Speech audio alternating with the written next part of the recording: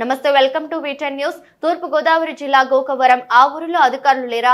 గోకవరం మండలం గుమ్మల్ల దొడ్డి గ్రామంలో దళిత వాడలో సత్యసాయి బాబా వాటర్ ట్యాంక్ ఉన్న ట్యాంక్ ను నీళ్లు ఉన్న స్థానికులు తాగడానికి నోచుకోలేదు. వాటర్ ట్యాంక్ ఉన్న టాప్ లు పోయిన పంచాయతీ అధికారులు ఇంతవరకు వేయించుకోలేకపోవడం దురదృష్టకరం అంటున్నారు స్థానికులు. వాటర్ ట్యాంక్ ఇరువైపులా చెత్త పేరుకుపోయిన శుభ్రం చేయించని పరిస్థితులు, చెత్త నుంచి వచ్చే దుర్వాసన, దోమలతో గ్రామస్తులకు రోగాలు ప్రబలుతాయని భయపడుతున్నారు. దగ్గరలో అధికార పార్టీ నాయకులు ఉన్నా ఏమీ చేయలేకపోతున్నారని గ్రామస్తులు ఆరోపిస్తున్నారు. బగ్గున మండుతున్న ఎండాకాలంలో కూడా గుక్కెడి మంచినీళ్లకు నోచుకోలేకపోతున్నామన్నారు.